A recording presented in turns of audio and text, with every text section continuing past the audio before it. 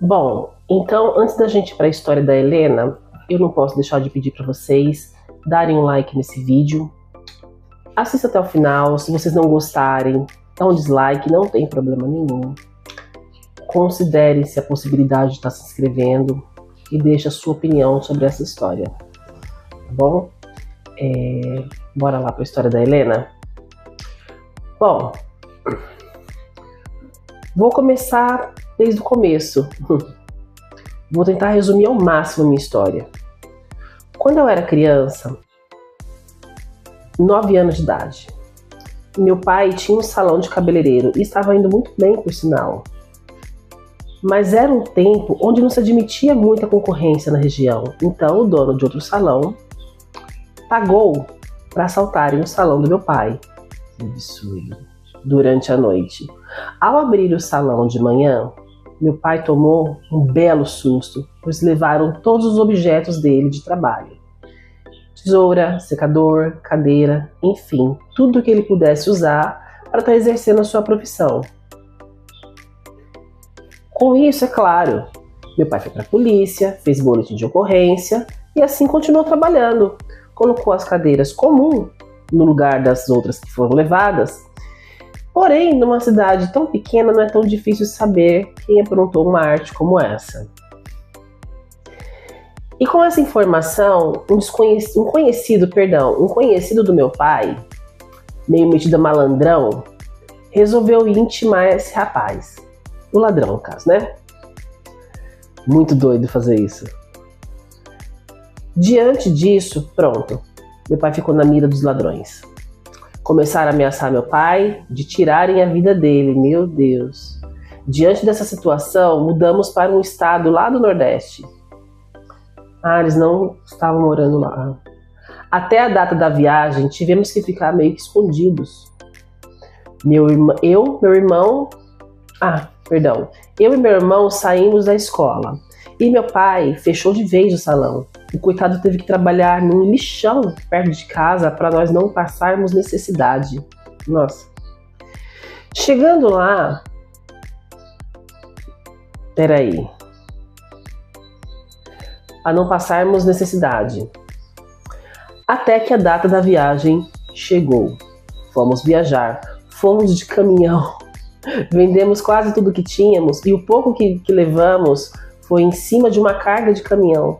Fomos a minha família, minha mãe, meu pai, meu irmão e eu, e o caminhoneiro na bolé de um caminhão que não era cabine dupla. Meu Deus! Gente, que superlotação. 3 dias de viagem, era lá na ponta do Nordeste. Já chegando no estado de Sergipe, meu Deus do céu. Chegando lá, fomos muito bem recebidos. O irmão da minha mãe tinha uma casa na cidade. E essa casa ele cedeu para morarmos. Mas tinha uma família morando lá, que confusão. E com um prazo para sair. Mas não tinham saído ainda. Como a casa estava ocupada, ainda fomos morar na casa da roça. Tiveram que morar numa casa da roça até desocuparem essa casa. Entendi. Então, enquanto isso, meus pais começaram a trabalhar na roça. E foi lá que tudo começou. No começo, era incrível. Muito espaço para brincar. Tinha bois, cavalos, lago. Tudo que qualquer criança ia amar. Meu irmão mais velho começou rapidinho a fazer amizade. Até mais rápido que eu. E ainda ia trabalhar com os meus pais de vez em quando. Meus pais iam trabalhar nas roças e aos pouquinhos começaram a levar o meu irmão. E quando ele não estava com os meus pais, ele ia para casa de amigos cedinho. Na hora que eu acordava, ele já tinha ido. Que irmão danado, hein?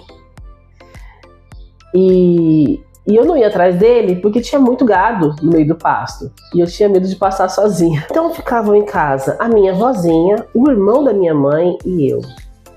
O irmão tinha saído, os pais tinham ido pra roça, né?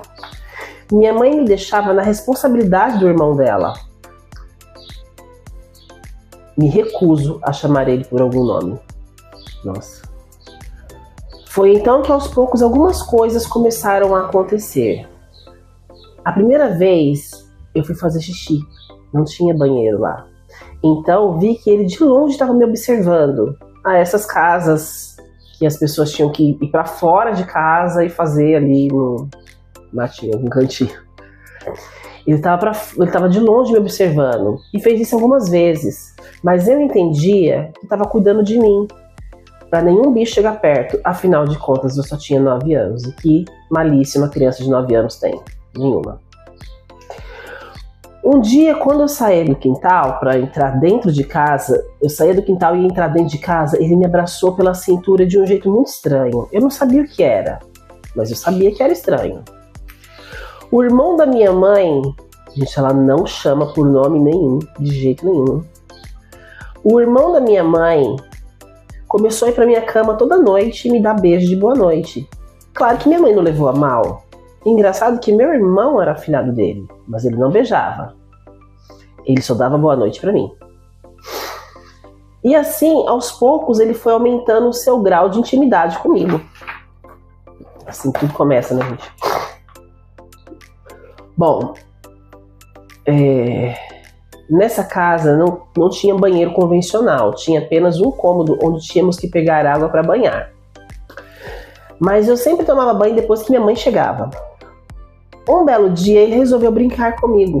Brincar, entre todas as aspas do mundo. E eu não estranhei. Brincamos de tortinha com terra. Daí é claro que eu me sujei toda. E ele falou para eu ir tomar banho, que ele pegaria água para mim. Na verdade, foi só uma desculpa para me ver sem roupa. Os dias foram passando e cada dia mais eu percebi ele mais próximo de mim. Até que um dia eu falei para minha mãe me levar com eles. Passei uns 2 dias indo, mas acabei tendo muita febre porque minha pele é muito clarinha e não aguentava o sol. Bem, pele clarinha, o sol do Nordeste, se não tem protetor solar é difícil mesmo, hein? Até que um belo dia eu estava na cozinha tentando ajudar minha vozinha e ele me chamou. Essa minha vozinha não conseguia entender muitas coisas porque ela já estava bem esclerosada. Tadinha. Quando ele me chamou, ele estava no seu quarto e a janela estava fechada. Eu estranhei porque era de dia. Então a luz do quarto ficou meia luz. Ele estava deitado na cama. Eu cheguei perto e ele me puxou de repente. Me deu um abraço e simplesmente me deu um beijo na boca. Sim, foi o meu primeiro beijo. Foi com o irmão da minha mãe, que já tinha uns 50 anos de idade. E eu, uma criança de 9 anos. Na hora eu senti nojo, agonia. Tinha me dado conta de que a pessoa... na hora eu senti nojo e agonia. Tinha me dado conta que a pessoa que... tinha me dado conta de o que aconteceu com a pessoa que aconteceu. Eu senti muito nojo também pela saliva, pela boca. Afinal, não estava madura para passar por aquilo. Ai, perdão. Ele na hora falou para mim que isso era apenas um gesto de carinho e para eu não contar nada para ninguém. E continuou me tratando normal. Então eu não contei. Passou vários dias, até que um dia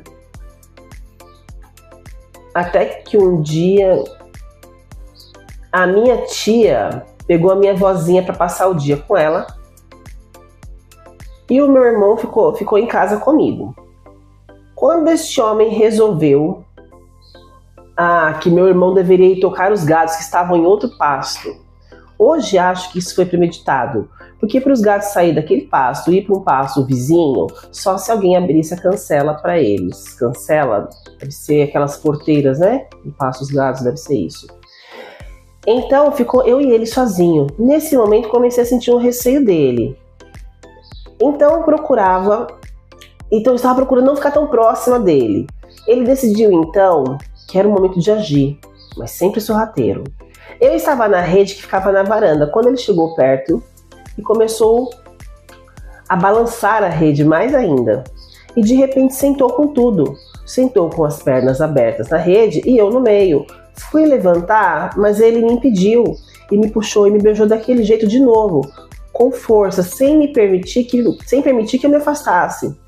E simplesmente começou a tocar no meu corpo. Lily, eu não tinha nem sinal de seios ainda. Meu Deus. Deslizou sua mão e começou a tocar as minhas partes. Eu fiquei tão desesperada, sem saber o que fazer, e gritei pelo meu irmão.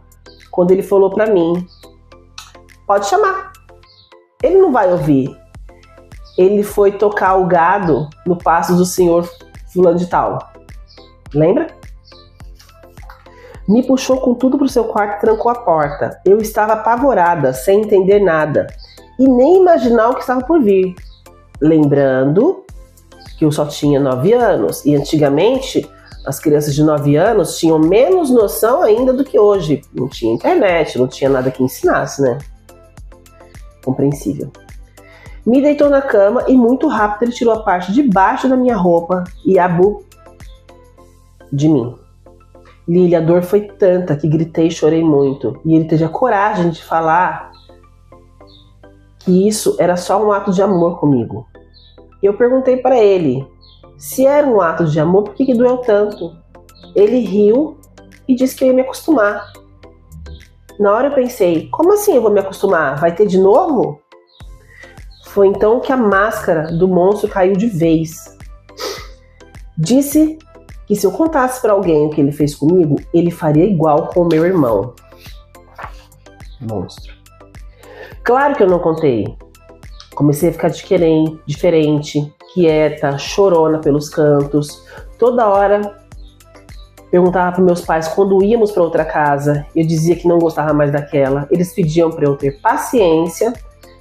E eu todo dia agarrava minha mãe e pedia para ir para a roça junto. Mas ela não deixava porque o sol judiava muito de mim. Tadinha. Mal ela sabia, né? Que eu ia preferir 1000 vezes as queimaduras do sol. Perdão. Ai, gente, desculpa, eu não tô muito bem. Tô bem gripada. Os dias foram passando e quase todos os dias aquilo se repetia. Meu pai percebeu que eu estava muito estranha, tentou conversar várias vezes comigo, mas eu, com medo do que ele falou, fiquei quietinha e não falava nada, porque ele me ameaçava só com o olhar. O irmão da mãe dela, né, no caso. Não quer que chame pelo nome. Enfim, a casa foi... quando enfim a casa foi desocupada, nós mudamos pra lá e levamos a minha vozinha conosco. Pensei, pronto, agora tenho paz. O acesso dele a mim ficaria mais difícil. Mas nos finais de semana, a gente voltava pra lá e ia visitar este irmão da minha mãe. E toda e qualquer oportunidade, ele abusar de mim de novo. Monstro. E assim o tempo foi passando. Quando eu já tinha 11 anos de idade, minha barriga começou a crescer um pouquinho.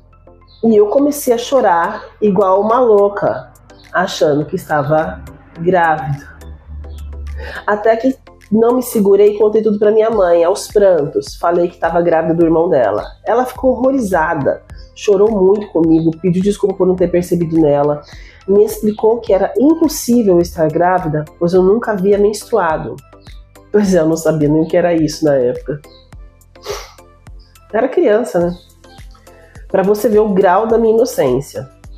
Foi aí que ela me explicou o que era menstruação, como acontecia e tudo. No final descobrimos que a minha barriguinha só tava com verme. Tadinha.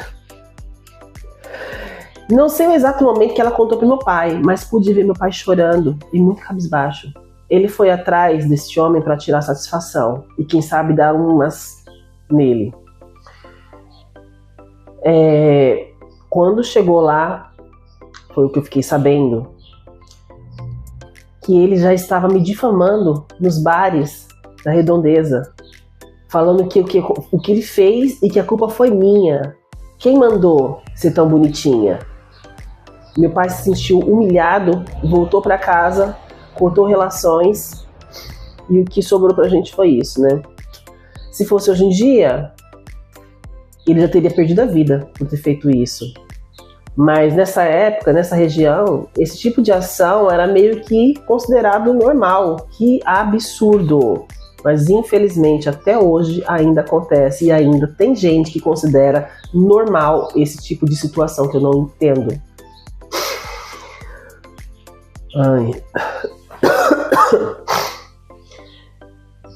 E o que nos restou na época? Não ir mais lá. Minha mãe nunca mais deixou ele se aproximar de mim nem do meu irmão. E quando meu pai ficou sabendo que aquele ladrão que ocasionou a nossa ida para esse estado havia morrido, meu pai voltou para São Paulo, arranjou trabalho, se organizou e 6 meses depois buscou a gente. Hoje, estou com 45 anos, mas quando lembro o que aconteceu, eu me sinto aquela menina de 9 anos. Durante muitos anos, eu esqueci o que havia acontecido. Parece que meu cérebro deletou. Mas quando eu tinha uns 26 anos, lembrei de novo. Parece que passei um período de transe. Dizem que tem explicação científica para isso, se eu não me engano, neurológica, sei lá, que quando causa um trauma muito grande, se o cérebro meio que cria esse bloqueio e te causa como se fosse uma amnésia, não sei se é esse o termo certo a ser usado. Agora, muitos anos depois, parece que meus pais perdoaram. E o pior, agem como se não tivessem feito nada comigo. Quando vão para o Nordeste, ficam até na casa dele e tratam ele com carinho. Isso me traz um amargor muito grande no meu coração, pois eu não consegui perdoar. Afinal, foi tirado tudo de mim naquele momento. A minha inocência, o meu direito de escolher a quem eu daria meu primeiro beijo e por aí vai. Hoje também sou mãe. E parando para pensar, acho que não fui defendida como deveria ter sido. Afinal, meus pais abafaram o caso para ninguém ficar sabendo. Sendo que ele mesmo já estava me ridicularizando nos botecos. Não fizeram um boletim de ocorrência, não fizeram um corpo de delito comigo, não levaram o caso adiante. E hoje, que ele está bem velho, o tratam como um santo.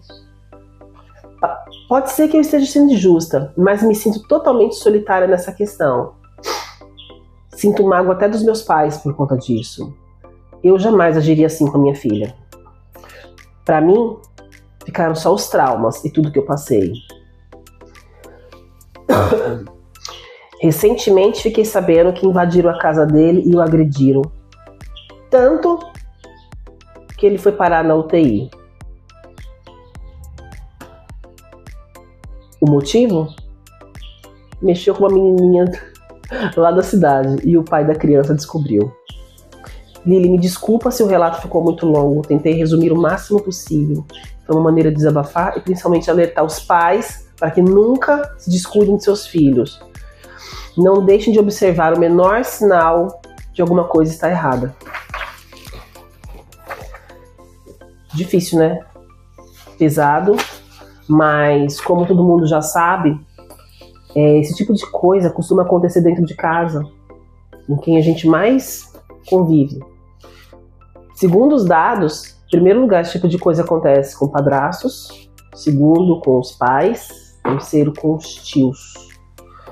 E às vezes é um caso silencioso. O adulto ameaça a criança, coage a criança não sabe como agir. Então, assim, o ideal é desde sempre estar de olho, estar ensinando para a criança o que pode, o que não pode.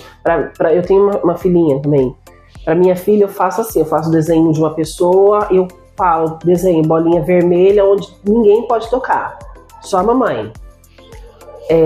Que no caso precisa higienizar ela, né?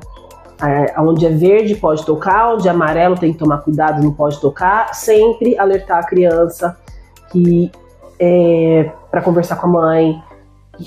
Ficar de olho, gente, não tem o que fazer. Uma pessoa dessa foi monstruosa, criou traumas nessa pessoa, ela tem 45 anos, até hoje ela não se esquece do que aconteceu.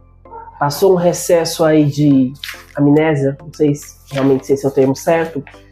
Foi o que deu um respiro, deu um alívio para ela, mas depois que volta. Só ficam os traumas, ficam as mágoas. É muito complicado. Então, pais, tomem cuidado com seus filhos. A gente sempre fala isso, todas as vezes a gente ligou a televisão, a internet, a gente vê notícia, vê alerta, a gente toma cuidado, mas parece que a gente está sempre, de certa forma, às vezes se distraindo um pouco e não dá para ter distração quando o assunto é criança, tá? Eu vou deixar o meu e-mail aqui na descrição desse vídeo. E se vocês tiverem relatos para me contar que queiram trazer para frente, Aí vocês me falam que eu tô aqui pra espalhar a minha verdade e a verdade de vocês, tá bom? Curte esse vídeo aí, compartilha com quem você acha que precisa estar ouvindo ele, tá bom? Um relato muito triste. Vamos ficar todo mundo aqui trabalhado na fluoxetina, que é o que resta, tá bom? E vou procurar estar todas as quintas-feiras e terças-feiras postando um vídeo aqui para vocês. E aos pouquinhos a gente vai crescendo, vou me ajudar a crescer esse canal. Tá bom, gente? Vamos até a próxima.